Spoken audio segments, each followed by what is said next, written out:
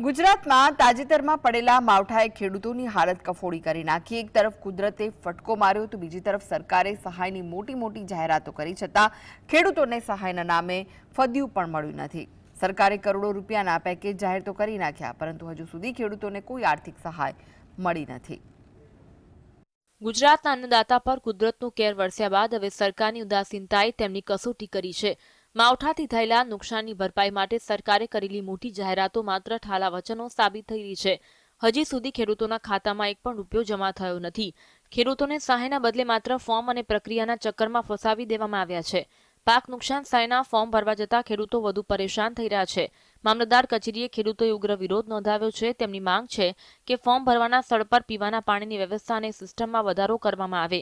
ખેડૂતો 3-4 દિવસથી લાઇનમાં ધક્કા ખાય છે અને ફોર્મ ભરવામાં વારંવાર મુશ્કેલી પડે અને વ્યવસ્થા કરવા માટે અમે મામલતદારને રજૂઆત કરવા આવ્યા છીએ કે અહીંયા નથી પાણીની પીવાની વ્યવસ્થા કે નથી કોઈ સર્વર હાલતું, એટલે માણસો ખોટા હેરાન થાય છે। આના કારણે અમે મામલતદારને રજૂઆત કરવા આવ્યા છીએ કે વ્યવસ્થા થોડીક વધુ કરે, ઝડપી ફોર્મ ભરાય ને ઝડપી ખાતામાં પૈસા મળે તો રવિ સિઝનની વાવણી કરી શકે।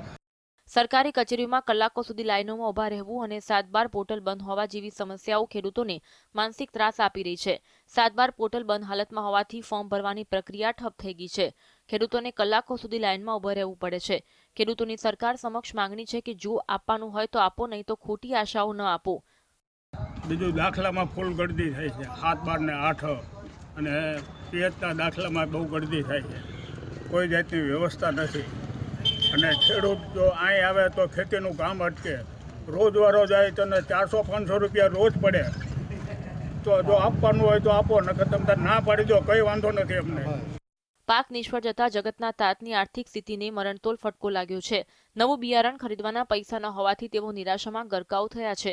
આ નિરાશાનું પરિણામ એ આવ્યું કે છેલ્લા થોડા સમયમાં રાજ્યમાં 5થી વધુ ખેડૂતોએ આત્મહત્યા જેવું ગંભીર પગલું ભર્યું છે। પાક નિષ્ફળ જતા આર્થિક સંકળામણ અનુભવતા ખેડૂતોએ એક પછી એક મોતને વાલું કરી રહ્યા છે। વિસાવદર તાલુકાના ઈશ્વરિયા ગામના ખેડૂતે, કોટડા સંગાણી તાલુકાના અરડોઈ ગામના ખેડૂતે, વિંછિયા તાલુકાના રેવાણિયા ગામના ખેડૂતો, શિહોર તાલુકાના રબારિકા ગામના ખેડૂતે, દેવભૂમિ દ્વારકાના માનપુર ગામના ખેડૂતે આપઘાત કર્યો હતો। સરકારે જે સ્કીમ કાઢી છે મગફળીના ફોર્મ ભરાવાની કે એ બધી, તો અત્યારે ખેડૂતો બહુ લાઇનમાં ઊભા રહે છે, ખેડૂતોને બહુ તકલીફ પડે છે અને સરકારના અમુક ટાઈમે સર્વર પણ બંધ થઈ જાય છે અને અમુક સમયે રજા પણ થઈ જાય છે। અત્યારે વાવણીનો સમય હતો, ખેડૂતો બહુ પરેશાન થઈ રહ્યા છે, તો પછી સરકારને આના માટે પગલાં લેવા જ જોઈએ। રાજ્ય સરકારે ₹10,000 કરોડ રૂપિયાનું કૃષિ સહાય પેકેજ તો જાહેર કર્યું, પરંતુ હજુ સુધી એકેય ખેડૂતને સહાયની કાણી પાઈ ચૂકવાઈ નથી। કૃષિ સહાય માટે ખેડૂતો ધરમધક્કા ખાઈ રહ્યા છે, પરંતુ સહાય ક્યારે મળશે તે હજુ કંઈ નક્કી નથી। કરોડોનું કૃષિ પેકેજ પણ ખેડૂતોને આર્થિક રીતે મદદરૂપ થઈ શકે તેમ નથી।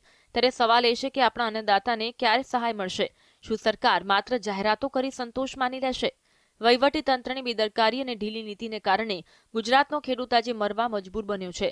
આ સરકારે ખેડૂતોના આંસુ લૂછવા માટે તત્કાળ અને અસરકારક પગલાં લેવા પડશે, અન્યથા આ વહીવટી ત્રાસ વધુ ખેડૂતોનો ભોગ લેશે। Bureau report, GSTV।